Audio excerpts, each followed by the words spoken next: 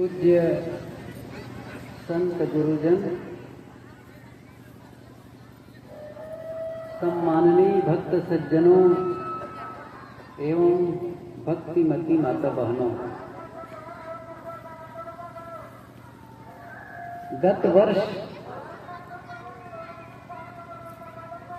श्री शंकरानंद जी छत्तीसगढ़ में जहां हम लोगों का आश्रम है नया पारा राजी, वहां गए थे और उसी समय उनके मन में विचार जगा था कि एक कार्यक्रम अपने गांव में करवाएंगे, लेकिन उनका स्वास्थ्य पिछली बार सही नहीं था, इसलिए इस कार्यक्रम को इस वर्ष उन्होंने आयोजित किया। बहुत सारे सहयोगी उनके, आप सब उनके परिवार के सदस्य, गांव के लोग और आसपास के गांव बाजार के लोग उनके इस संकल्प में सहयोगी बने और ये आयोजन हो गया। सतगुरु कबीर साहब जी का मंच है। कबीर विचारों के आधार पर संतों के विचार होंगे। कबीर सत्संग समारोह है, तो एक ऐसा समारोह सत्संग का जो कबीर विचारों के आधार पर होगा। इसका मतलब है कबीर ने जो संदेश दिया है, सद्गुरु ने जो पथ दर्शाया है,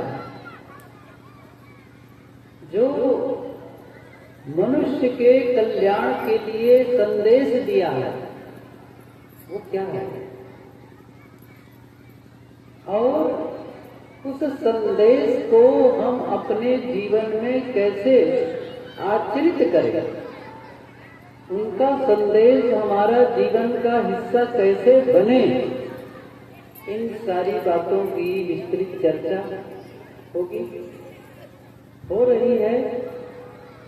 क्योंकि सद्गुरु कबीर की एक विशेषता है, उन्होंने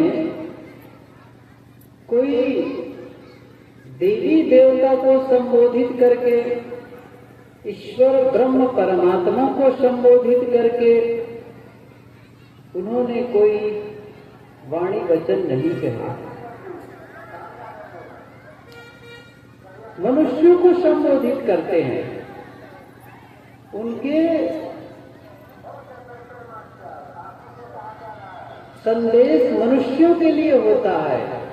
कहीं भी वो देवी देवताओं को मनाने के लिए विनय वंदना प्रार्थना नहीं करते हैं कि हे भगवान मुझ पर कृपा करो, मेरे दुख हरो, पाप हरो, ऐसे में नहीं कहते।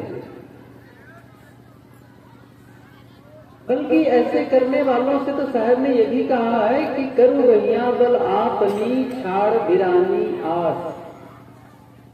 आप में वो शक्ति है, आप उस शक्ति को लेकर के आए हैं, उस योग्यता के साथ आए हैं। जिन योग्यताओं का आप उपयोग करके मन चाहा जीवन जी सकते हैं और जीवन को उस ऊंचाई तक ले जा सकते हैं जिस ऊंचाई पर बुद्ध और महावीर पहुंचे थे, कबीर और नानक पहुंचे थे। क्योंकि जो शक्ति, जो योग्यता उन सब में थी, वही शक्ति और योग्यता लेकर के हम सब भी तो आए हैं। अंतर क्या हो गया है? उन्होंने अपनी योग्यताओं का उपयोग किया, शक्ति को सही दिशा में लगा करके जीवन का कल्याण किया। और हम सब क्या कर रहे हैं? उन्हीं शक्ति से अपने जीवन को बिगाड़ रहे हैं, जीवन को बर्बाद कर रहे हैं। हमें उस शक्ति का सही उपयोग करना है। बस ये समझ लेना है, इतनी सी बात है। यदि ये बात समझ में आ जाए तो हमारी दिशा बदल जाएगी, और जब दिशा बदल जाती है तो जीवन की दशा भी बदल जाती है। आप यहां से चलें तो पूर्णिया जाने का रास्ता अलग होगा, जोगबनी जाने का रास्ता अलग होगा। आप पर निर्भर करता है कि आप कहां जाएंगे। ऐसे ही एक सतपथ होता है और दूसरा कुपथ होता है। एक ऐसा रास्ता जिस पर चल करके आप सुख शांति और आनंद का अनुभव कर सकते हैं, और एक दूसरा रास्ता है जिसमें दुख है, अशांति है, पीड़ा है, संघर्ष है। एक ऐसा रास्ता भी है।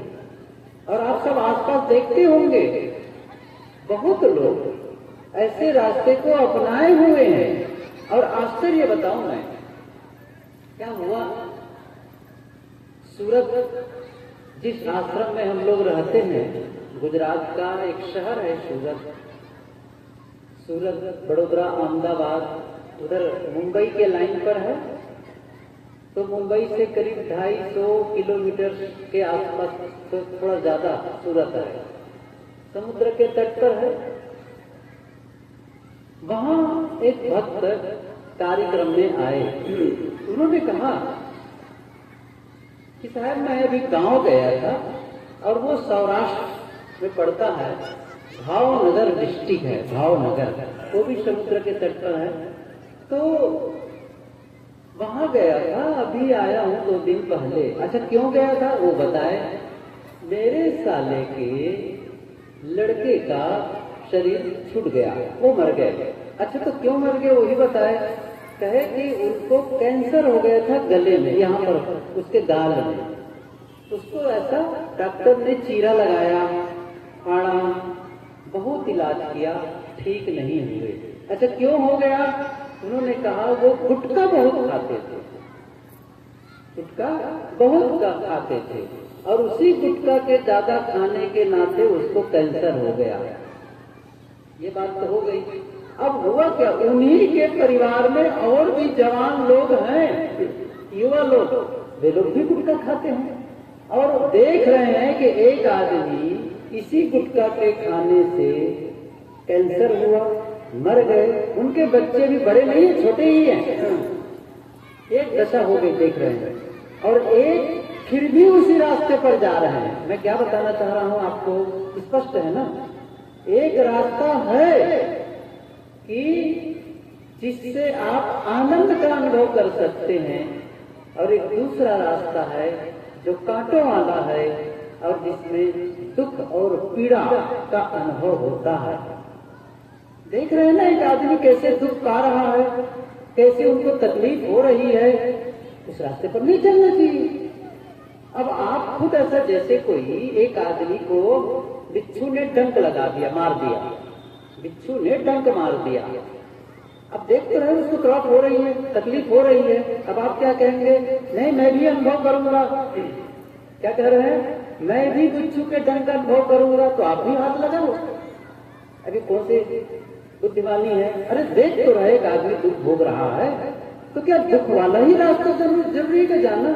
और भी तो रास्ते हैं आपके पास, तो और भी रास्ते हैं, तो सही रास्ते चल पड़ो। साहब ने बात कही है कि राह विचारी क्या करे जो पंथिन चले विचार, आपन मार्ग छोड़ के फिरे उजार उजार। रास्ता है। अच्छा रास्ता में चलने वाले भी हैं, और चल के दिखा भी चुके हैं। आप जानते हैं अच्छी तरह से, कई ऐसे संत साधक उस रास्ते पर चल करके अपने जीवन को कल्याणमय बना चुके हैं। और आज भी बहुत से लोग हैं, न केवल साधु के कपड़ा पहनने वाले, बल्कि आप जैसे कपड़े के पहनने वाले लोग भी उस रास्ते पर चल रहे हैं। देख लो उनके जीवन को। लेकिन नहीं, एक ऐसा रास्ता जो दुख देता है, तकलीफ देता है, अपमान, जिसमें तिरस्कार होता है, उसी रास्ते को अपना चले जा रहे हैं। आप देख लो ना आसपास के लोगों में। मैं क्यों ये बात बता रहा हूँ, साहब ने जो संदेश दिया या संत लोग जो संदेश और उपदेश देते हैं, क्यों देते हैं? वो उपदेश इसलिए देते हैं कि मनुष्य में बदलने की, परिवर्तन की शक्ति है। वो कभी भी अपने रास्ते में बदलाव कर सकता है। यही तो वरदान है मनुष्य को। जो संत जन यही कहते, गुरुजन यही कहते हैं कि मनुष्य का जीवन बड़े भाग्य से मिलता है।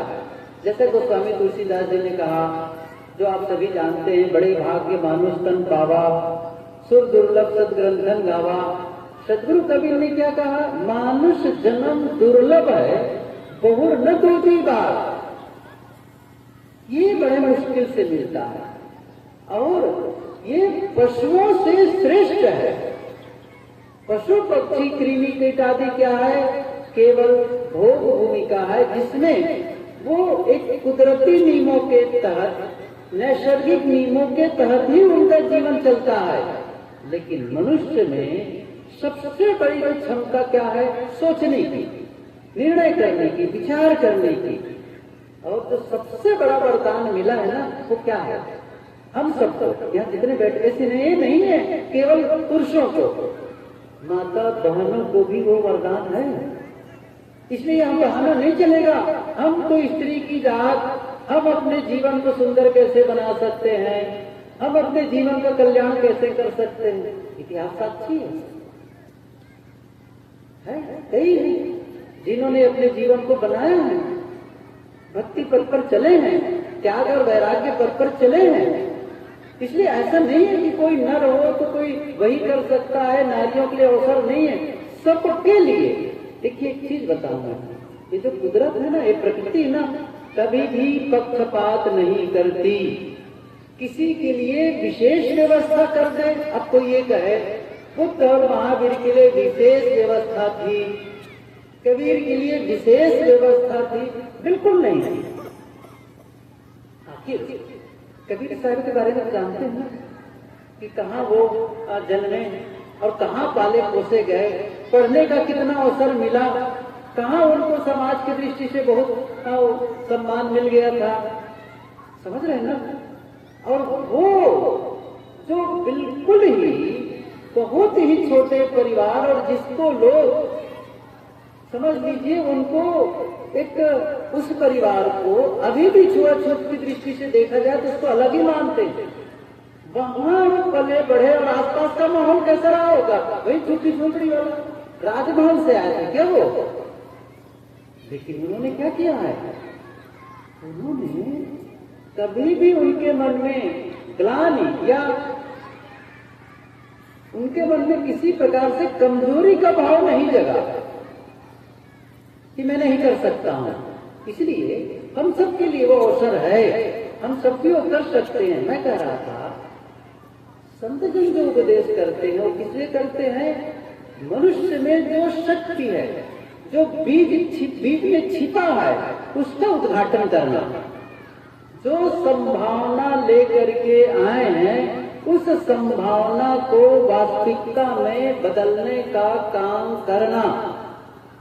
जैसे इतना सा बीज होता है, छोटा सा बीज होता है, बट का दाना देखे ना, बरगद के बीज कितना छोटा, जैसे राई का दाना होता है ना सरसों का, उतना ही छोटा वो बीज होता है।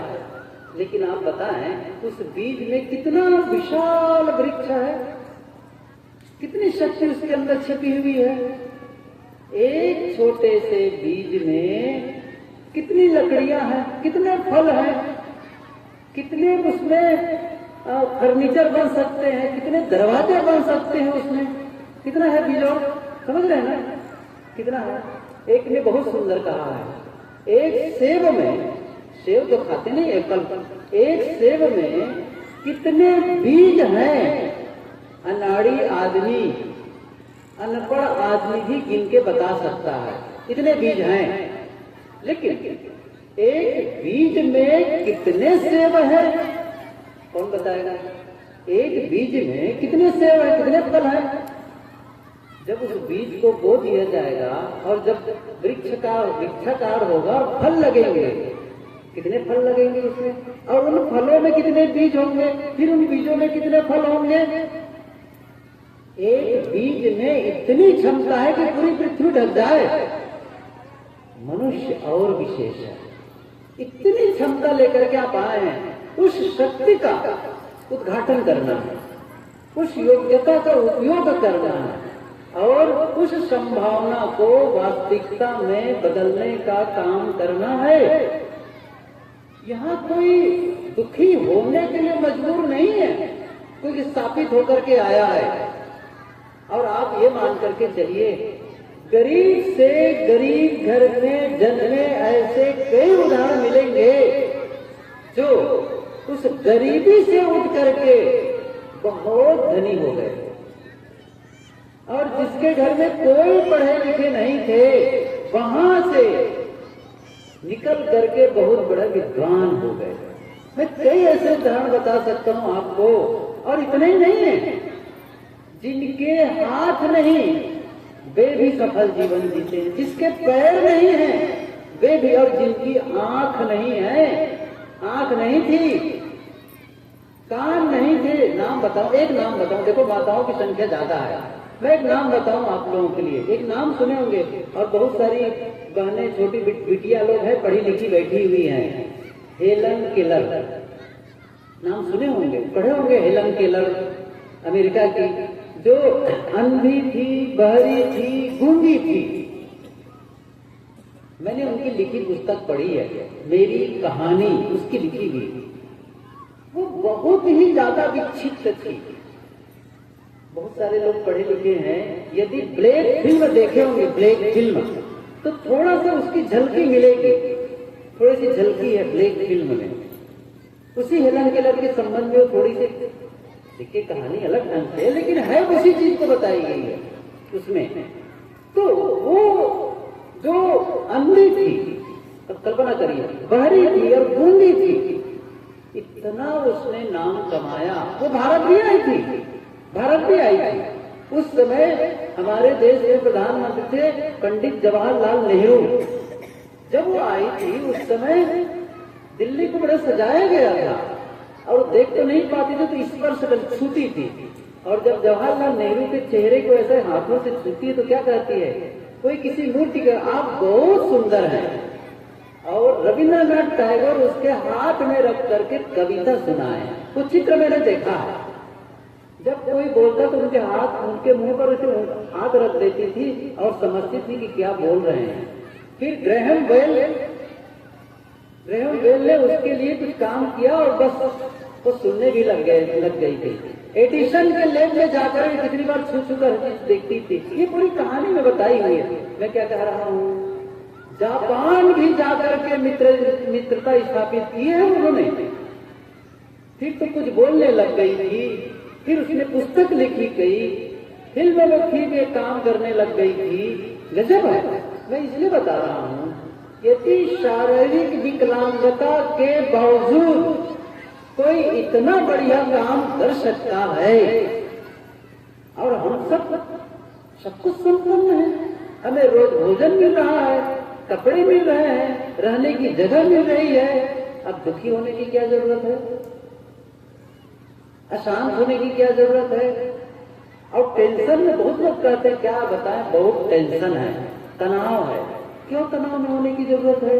इसका मतलब है आप सही तरीके से जी नहीं रहे हैं। और इतना नहीं कि गरीब लोग, मैं सच बताऊं, जिनके पास इतनी संपत्ति है, आज से कमाना बंद कर दे तो कई पीढ़ी वैसे ही खाने लग जाए, खाने भर का है, लेकिन वो भी तनाव में, आपस में संघर्ष, पति पत्नी में संघर्ष, भाई भाई में संघर्ष, पिता पुत्र में संघर्ष। कैसा जीवन है ये? जबकि आप अच्छा जीवन जी सकते हैं, सुखी जीवन जी सकते हैं। ये आयोजन किस लिए है? इसी बात को बताने के लिए है। यहाँ पर किसी को इनाम बांटने के लिए आयोजन नहीं है, यहाँ किसी का सम्मान होना नहीं है। यहाँ पर एक ऐसा संदेश संतजन देंगे जिससे आपके भीतर से परिवर्तन आए, वैचारिक परिवर्तन आए, सोच आपकी बदले। और वो सोच जब बदल जाएगा तो जीवन ही बदल जाएगा। इसलिए आवश्यकता क्या है? इसलिए आवश्यकता है इन बातों पर ध्यान रखें। क्या मैंने कहा?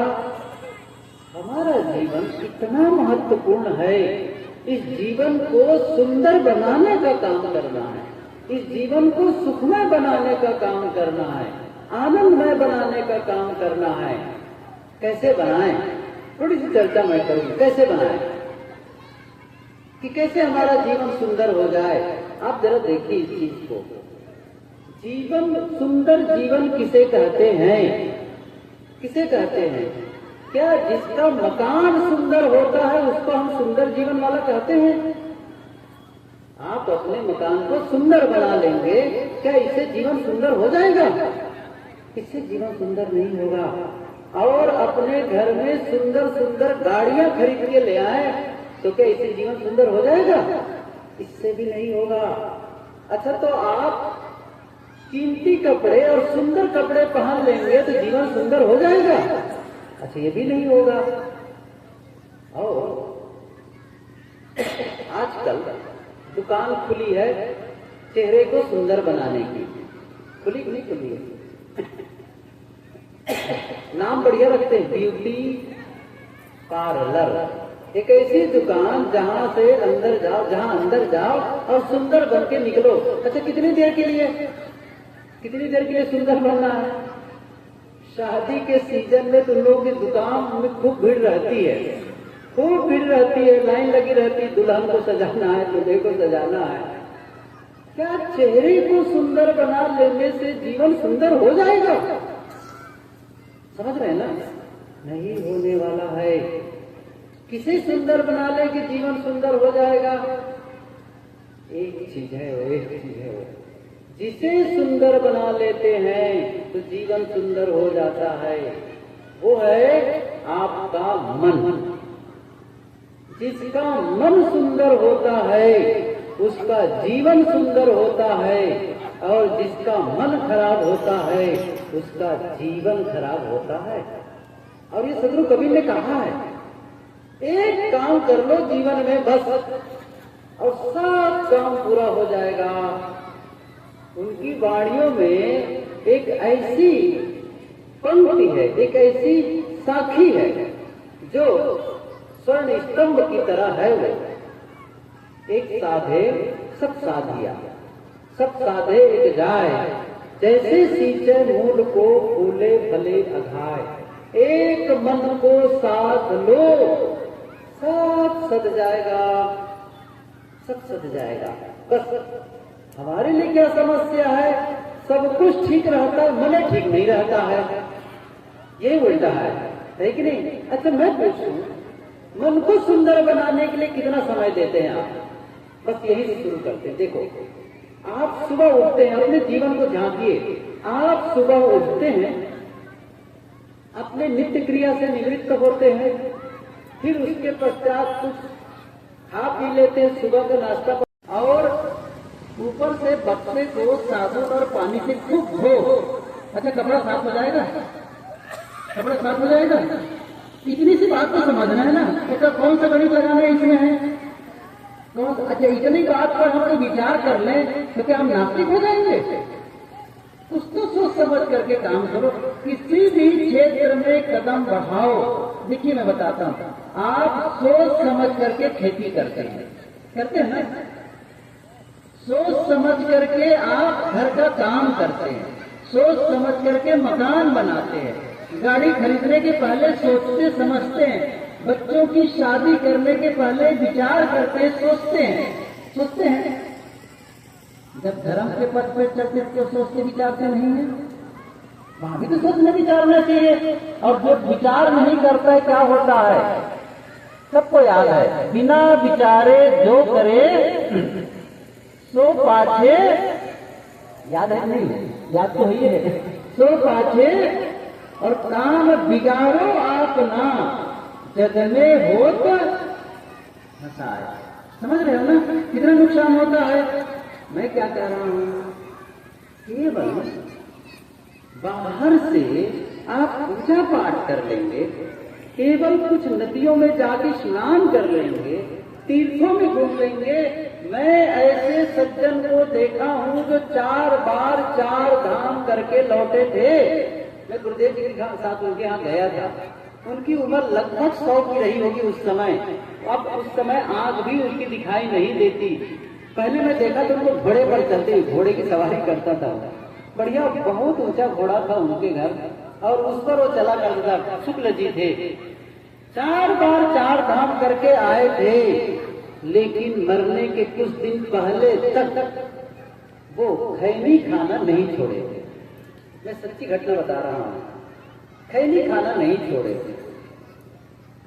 मैं क्या कह रहा हूँ, जब आपकी जीवन की पवित्रता नहीं हो रही है, जीवन में निर्मलता नहीं आ रही है, तो आपके धर्म कर्म करने से क्या होगा।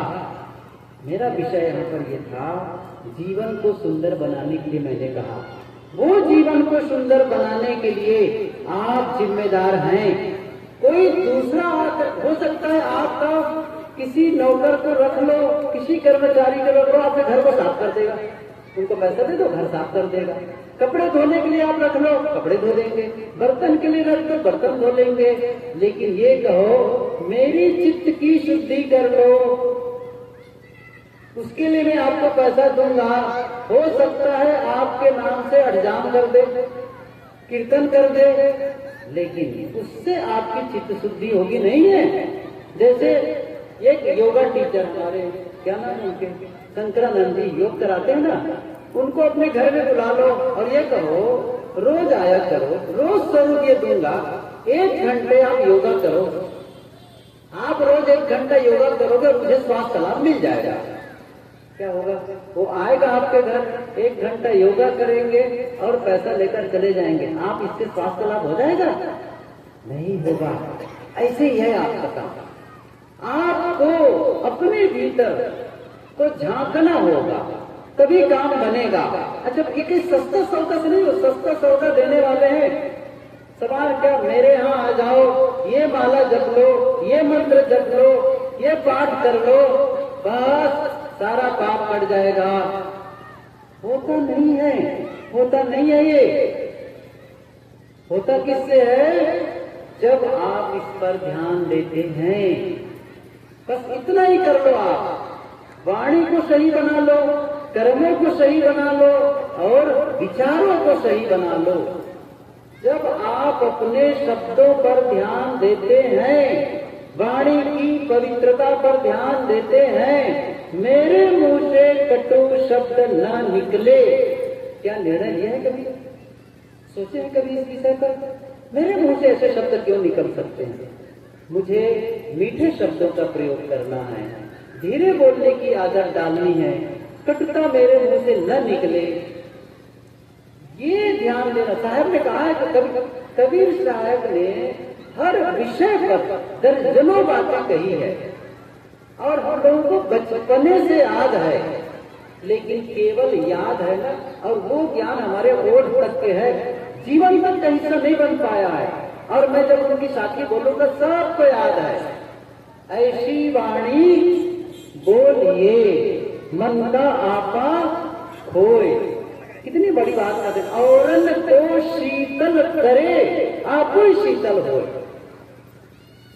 मधुर वचन है औषधि, कटुक वचन है तीर, श्रवण द्वार हो संचरे शालय शकर शरीर। क्या जो आदमी कटु बोल सकता है, क्या वो मीठा नहीं बोल सकता है? जो आदमी गाली निकाल सकता है मुंह से, क्या वो सही शब्द नहीं बोल सकता है? हिंदी का एक शब्दकोश है, ज्ञान मंडल लिमिटेड, वहां से काशी से पुस्तक प्रकाशित है, इतना बड़ा है वो, बृहद हिंदी कोश। उसमें 1 लाख करीब 45,000 शब्द हैं। कुछ शब्द हैं जो गाली के हैं, कुछ शब्द। अब बताइए, उनमें से केवल वही शब्दों को बोलना जरूरी है क्या? और भी तो शब्द हैं। अब उसका चुनाव नहीं कर सकते। आप में तो चुनाव करने की स्वतंत्रता है। आप यह भी बोल सकते हैं, वह भी बोल सकते हैं। वैसा भी कर सकते हैं, वैसा भी कर सकते हैं, दोनों के रिजल्ट। जैसे मैंने कहा ना, कहीं आप सड़क पर खड़े हो जाओ, सड़क पर, तो क्या होगा, सड़क के बाईं ओर भी जा सकते हैं, दाहिनी ओर भी जा सकते हैं, आप स्वतंत्र हैं। लेकिन जब दाहिनी ओर जाएंगे तो अलग जगह पहुंचेंगे, बाईं ओर जाएंगे तो अलग जगह पहुंचेंगे। ऐसे ही है, आपको बोलना ही है तो आप गलत तरीके से भी बोल सकते हैं, सही तरीके से भी बोल सकते हैं। ये है मार्गांतरीकरण। जीवन को बदलना तो ऐसे ही बदलना पड़ेगा। जीवन को बदलना है, जीवन को बदलने के लिए आपको घर बदलने की जरूरत नहीं है, जीवन को बदलने के लिए आपको गांव बदलने की जरूरत नहीं है, जीवन को बदलने के लिए कपड़े बदलने की जरूरत नहीं है, और जीवन को बदलने के लिए पत्नी बदलने की जरूरत नहीं है, या पति बदलने की जरूरत नहीं है। जीवन को बदलने के लिए आपको अपने विचारों को बदलना है, शब्दों को बदलना है, कार्यों को बदलना है, और आपको स्वतंत्रता है चुनाव करने की। बस थोड़ी देर में मैं बंद करता हूँ अपनी बातें। मैं आपको बताना चाहता हूँ, आप लोग का ध्यान मेरी ओर है, थोड़ा सा देखो, मैं बता रहा हूँ। ये हाथ सबके पास है, ये हाथ है हम लोग के पास में। इन हाथों से हम दो ढंग से काम कर सकते हैं। कैसे बदलना है मैं बताना चाहता हूँ।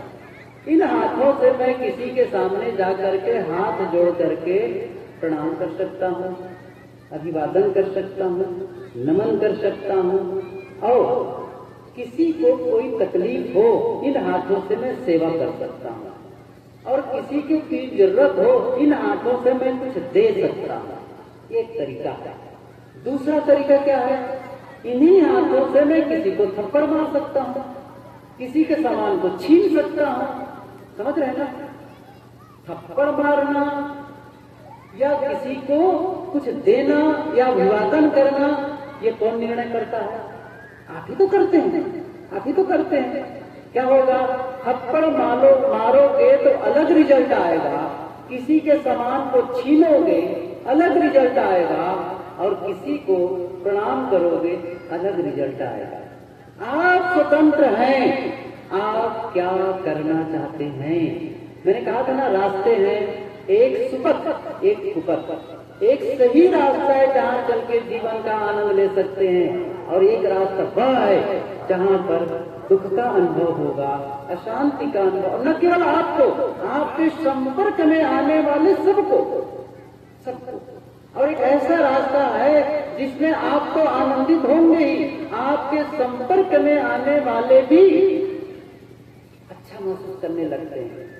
बुद्ध ने अपना काम किया, कबीर ने अपना काम, और उनके संपर्क में कितने लोग आए।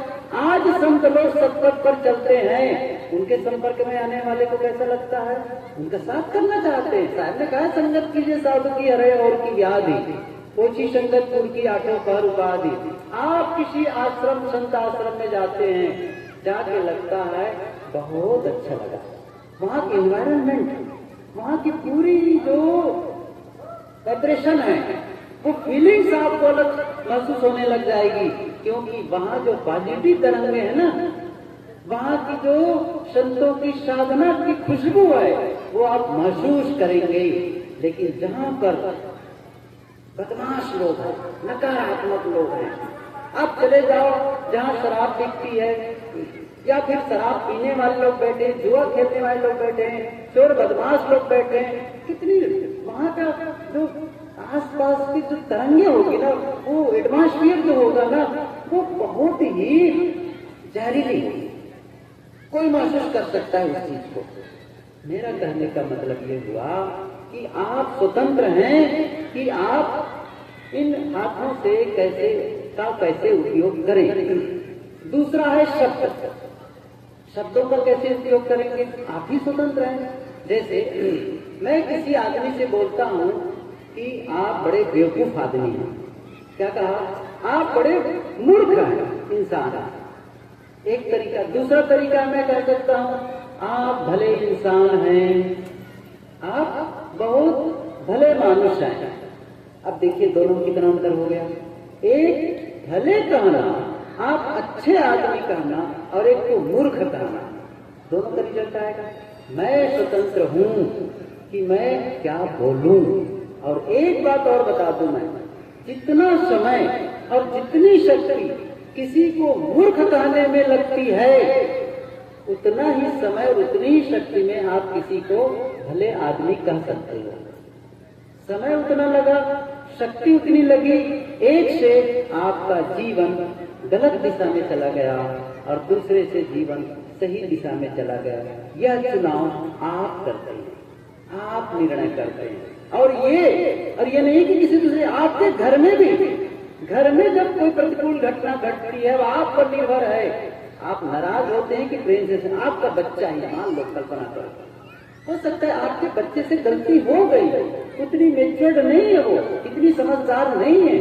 अब चाहे उनको आप थप्पड़ मारें, चिल्लाएं, या फिर उनको प्रेम और स्नेह से बताएं, ये आपका तरीका हो सकता है। लेकिन थप्पड़ मार करके, चिल्ला करके किसका भला कर रहे हैं आप? किसका भला कर रहे हैं?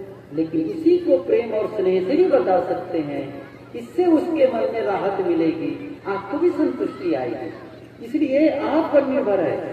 तो मैं कह रहा था, शब्दों में भी आप बदलाव कर सकते हैं, कर्मों में, एक हाथ से उदाहरण दिया, बहुत सी बातें इसमें, उसमें बदलाव कर सकते हैं। और सबसे बड़ी बात वैचारिक, ये बहुत बड़ा विषय है। मैं इस पर कल और विस्तार से बताना चाहूंगा कि कैसे आप अपने विचारों को बदलकर जीवन को बदल सकते हैं। आपका विचार, भीतर का स्ट्रक्चर, जो अपने विचारों के ढांचे को नहीं बदल सकता, वह अपने जीवन के ढांचे को नहीं बदल सकता। सोचने का सही तरीका अपनाओ। हमारे जीवन की सबसे बड़ी समस्या क्या है? बचपने से हमको चलना सिखाया गया, खाना सिखाया गया, पहनना सिखाया गया, पढ़ना लिखना सिखाया गया, बोलना सिखाया गया, गाड़ी चलाना सिखाया गया। एक चीज नहीं सिखाई गई है, क्या? सोचना। हम कैसे सोचें, बस। और यही जीवन का निर्धारण करता है। एक लेखिका हुई है लुइस एल है, अमेरिकन लेडी, अब तो शरीर नहीं रह गया। उनकी एक पुस्तक है, you can heal your life. उसमें उन्होंने लिखा है, आजकल बच्चों को लड़ाइयों की तिथियां रटाई जाती है। मुझे समझ में नहीं आता कि लड़ाइयों की तिथियों को रटने से बच्चों का क्या लाभ होने वाला है।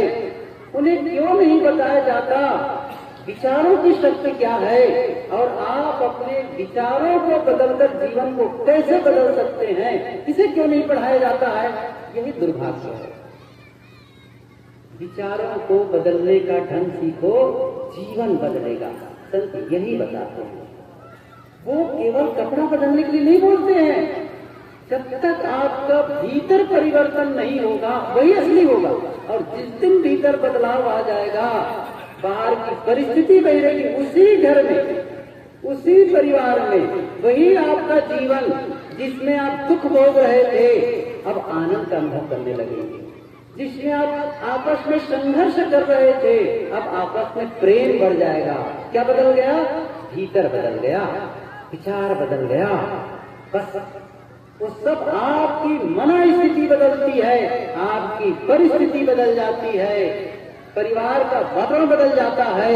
इसलिए आप जिम्मेदार हैं अपने जीवन का, कोई दूसरा जिम्मेदार नहीं है। यदि आप अपने जीवन को सही तरीके से जीने लग गए तो जीवन में आनंद का अनुभव हो जाएगा, सुख का अनुभव हो जाएगा, और आपके आसपास भी लोग आपके साथ रहना पसंद करेंगे। ये कुछ बातें थी। आज पहला दिन था, कुछ मैसेज था कबीर साहब जी ने। मैंने कहा ना, कबीर साहब जी मनुष्यों को संबोधित किया है, और इस आशा से संबोधित किया है, मनुष्य में परिवर्तन की संभावना है।